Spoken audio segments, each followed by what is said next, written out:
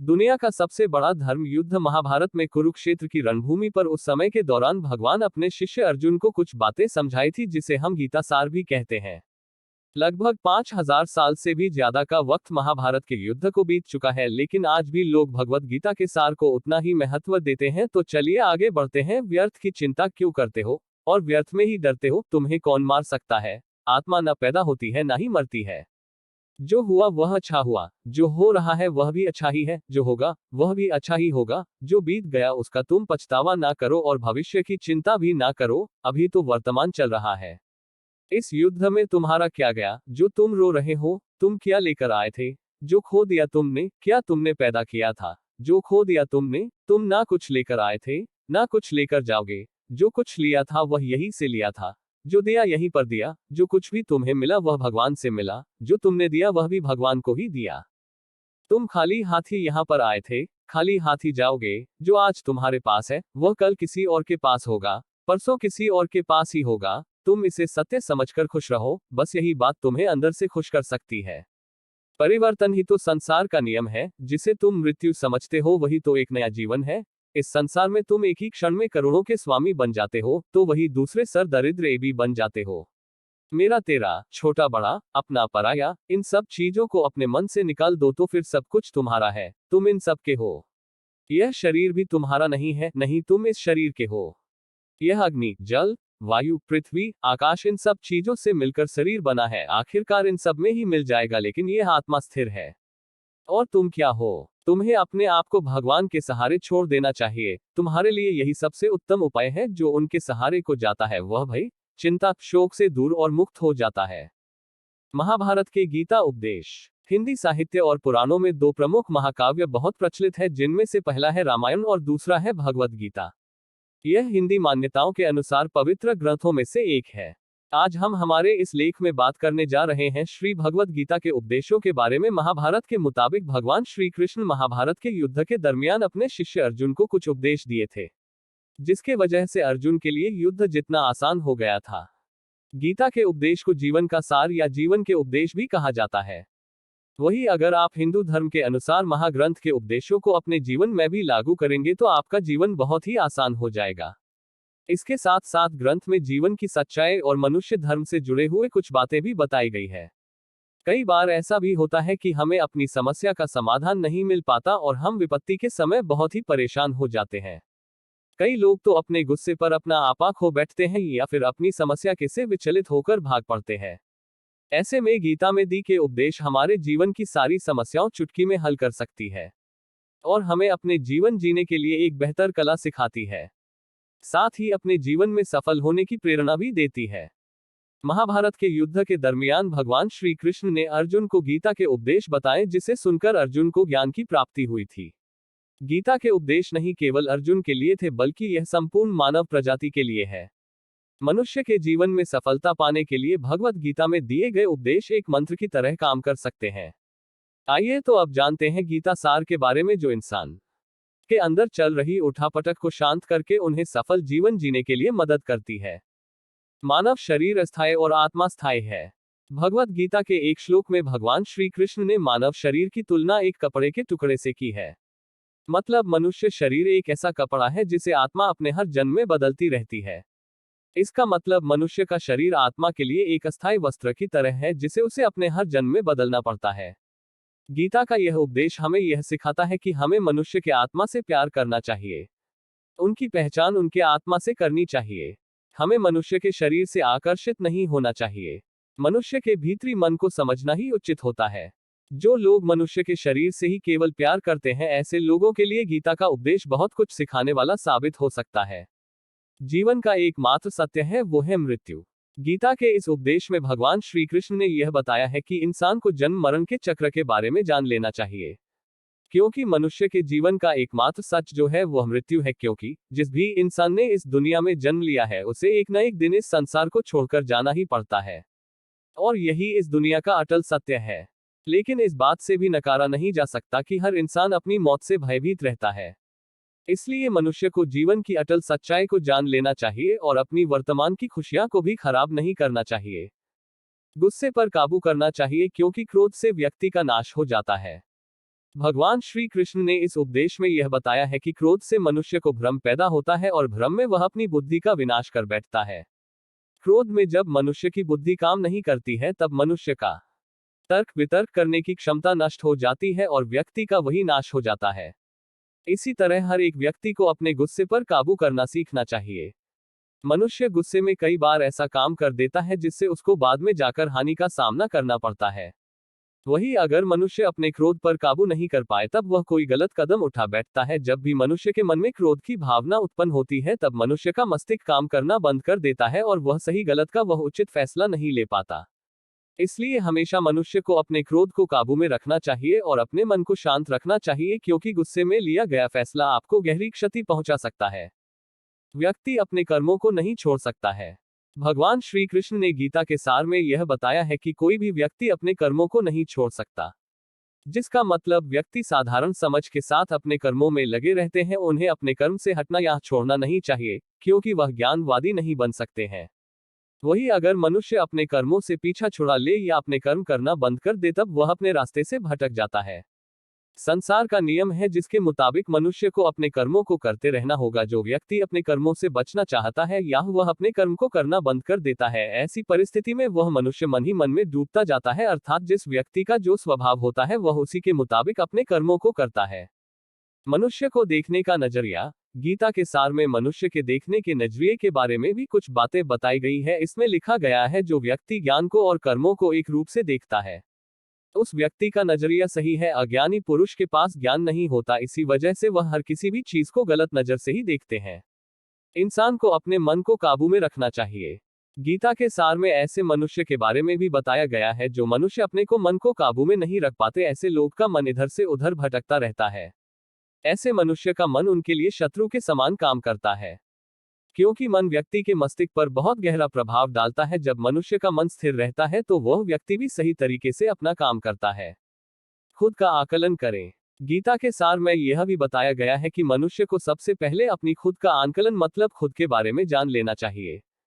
खुद की काबिलियत और क्षमता को जानना ही मनुष्य को आत्मज्ञान की प्राप्ति करा सकता है। जब तक मनुष्य खुद के बारे में जान नहीं लेगा तब तक उस मनुष्य का उद्धार नहीं हो सकता। मनुष्य को खुद पर विश्वास करना चाहिए। श्री भगवत गीता में श्री कृष्ण ने यह भी बताया है कि हर एक मनुष्य को अपने आप पर पूरा पूरा भरोसा करना चाहिए, क्योंकि जो लोग खुद पर विश्वास करते हैं वह अवश्य ही सफलता प्राप्त करते हैं।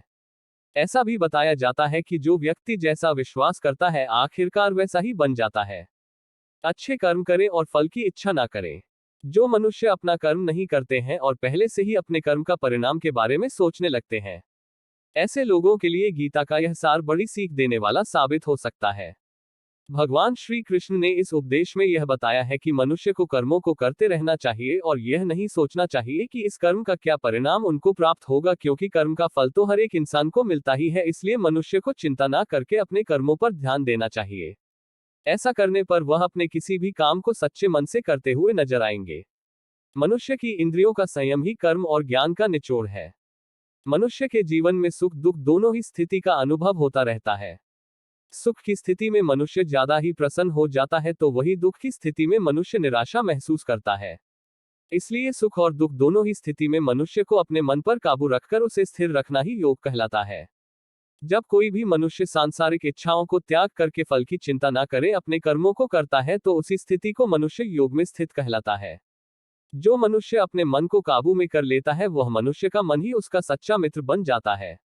लेकिन जो मनुष्य अपने मन को काबू में नहीं कर पाता उसके लिए उसका मन ही उसका सबसे बड़ा दुश्मन साबित होता है।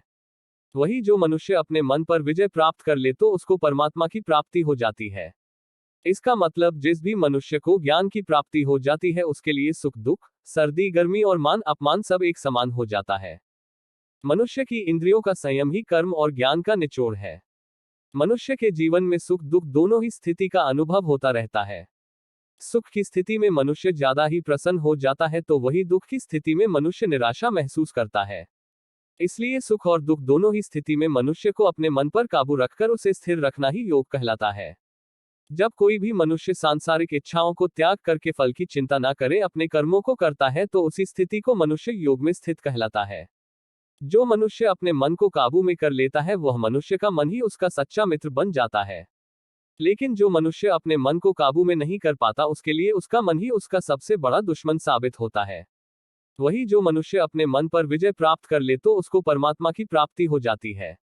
इसका मतलब जिस भी मनुष्य को ज्ञान की प्राप्ति हो जाती है उसके लिए सुख दुख, सर्दी गर्मी और मान अपमान सब एक समान हो जाता है। खुद पर पूरा भरोसा रखें और अपने लक्ष्य को पाने के लिए लगातार प्रयास करें। गीता में बताए गए इस उपदेश को अगर कोई भी व्यक्ति सच्चे मन से जीवन में पालन करे तो अवश्य ही वह व्यक्ति एक सफल इंसान बन सकता है। जो लोग पूरे विश्वास के साथ अपने लक्ष्य को पाने के लिए कोशिश करते रहते हैं वह निश्चित अपने लक्ष्य को पा ही लेते हैं। इसके लिए किसी भी मनुष्य को अपने लक्ष्य को पाने के लिए लगातार निरंतर कोशिश करते रहना चाहिए। तनाव से दूर रहने का संदेश। इस उपदेश में भगवान श्री कृष्ण ने यह समझाया है कि किसी भी व्यक्ति को तनाव और चिंता से दूरी बनाकर रखनी चाहिए, तभी जाकर वह एक सफल इंसान बन सकते हैं, क्योंकि मनुष्य को सफल होने में तनाव एक बाधा की तरह बीच में आता है। अपना काम को प्राथमिकता दें और इसे पहले करें। श्री भगवद गीता में भगवान श्री कृष्ण ने अपने इस उपदेश में ऐसा बताया है कि मनुष्य को अपने कामों को प्रथम प्राथमिकता देनी चाहिए।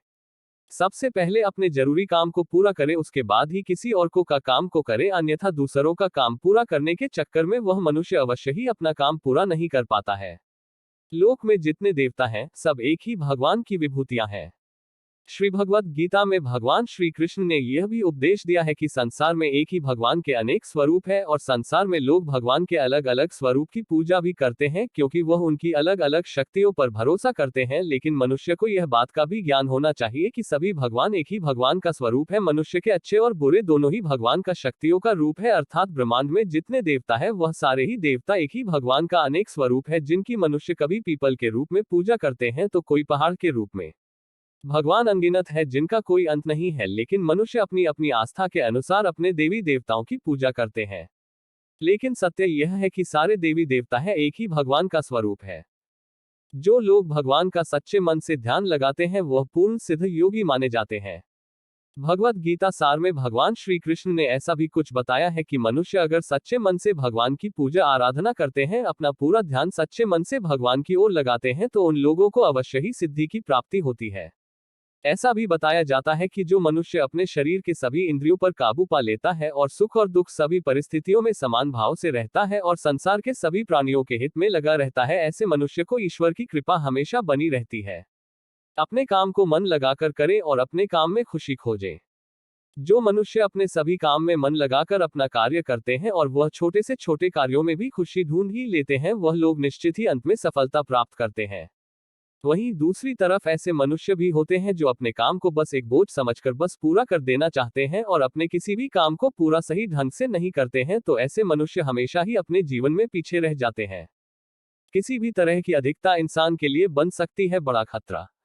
भगवद गीता में भगवान श्री कृष्ण ने यह बताया है, मनुष्य के लिए किसी भी चीज की अधिकता उनके लिए हानिकारक साबित हो सकती है। यह किसी भी प्रकार की अधिकता हो सकती है, कड़वाहट हो या फिर मधुरता, खुशी हो या गम, हमें कभी भी किसी भी चीज की अति करना हमारे लिए नुकसानदायक साबित हो सकती है। जीवन में संतुलन बनाए रखना है बहुत जरूरी है। जब तक मनुष्य अपने जीवन में संतुलन नहीं बनाएगा तब तक मनुष्य अपने जीवन को खुशी से व्यतीत नहीं कर सकता। इसलिए मनुष्य को अपने जीवन में किसी भी चीज को ज्यादा करने से बचना चाहिए और जीवन में संतुलन बनाकर रख सही है। स्वार्थी नहीं बने। भगवान श्री कृष्ण ने गीता सार के माध्यम से एक बहुत बड़ी ज्ञान की बात कही है। जो मनुष्य बहुत मतलबी होते हैं और उनको बस अपने मतलब से मतलब होता है और वह अपना मतलब पूरा करने के लिए कुछ भी कर सकते हैं, उन लोगों का कभी भी भला नहीं होता। आपको यह बात भी बता दे, मनुष्य का स्वार्थ उसे अन्य लोगों से दूर ले जाकर उसे नकारात्मक स्थिति और ले जाता है, जिससे वह व्यक्ति संसार में अकेला रह जाता है। वही गीता में यह भी कहा गया है कि एक स्वार्थी व्यक्ति शीशे में फैले धूल की तरह होता है, जिसकी वजह से वह व्यक्ति अपना सही प्रतिबिंब कभी देख नहीं पाता। इसलिए किसी भी व्यक्ति को अगर जीवन में खुशी पूर्वक अपना जीवन व्यतीत करना हो तो अपने स्वार्थ को कभी भी अपने पास नहीं आने दे, क्योंकि एक स्वार्थी मनुष्य दोस्ती में भी अपना स्वार्थ निकालने की कोशिश करता रहता है। इसलिए जीवन में ऐसा मनुष्य बने जो अपने साथ साथ लोगों की भलाई के बारे में भी सोचे, तभी जाकर वह मनुष्य एक सफल और खुशी पूर्वक अपना जीवन। ईश्वर हमेशा मनुष्य का साथ देता है। ईश्वर हमेशा ही अपने भक्तों का साथ देते रहते हैं। जो मनुष्य इस प्रभावशाली सत्य को मान लेता है तो उसका जीवन पूरी तरह से बदलता हुआ उसे महसूस होता है, क्योंकि संसार का निर्माण भगवान ने ही किया है और वही इस पूरे संसार को चला रहे हैं। इंसान तो बस एक कठपुतली है जो भगवान के इशारों पर चल रही है।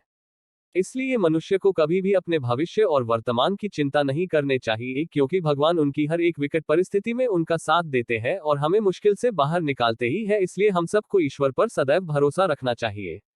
संदेह की आदत इंसान के दुख का कारण बनती है। भगवत गीता के इस सार में ऐसे मनुष्य के बारे में बताया गया है जो लोग सदैव ही हर एक परिस्थिति में सत्य पर संदेश की आदत रखते हैं और जरूरत से ज्यादा शक करते हैं। ऐसे लोगों के बारे में भगवान श्री कृष्ण ने ऐसा कहा है कि पूर्ण सत्य की खोज यह हमेशा संदेह करना मनुष्य को दुख का कारण बनती है। शक करना एक ऐसी आदत है जो मजबूत से मजबूत रिश्ते को भी खतरे में डाल देती है। वही जिज्ञासा होना एक अलग बात है, लेकिन पूरी तरह से सत्य की खोज या फिर संदेह करना उसको दुख प्रदान करती है और शक करने वाला इंसान कई पास अंत में पछतावा के अलावा कुछ भी नहीं रहता। महाभारत के युद्ध के दरमियान भगवान श्री कृष्ण द्वारा दिए गए गीता उपदेश को लोग अगर अपने जीवन में उतारे तो आप निश्चित ही जीवन में सफल हो सकते हैं। गीता सार के यह उपदेश एक सफल जीवन के निर्माण के लिए बेहद महत्वपूर्ण भूमिका निभाते हैं।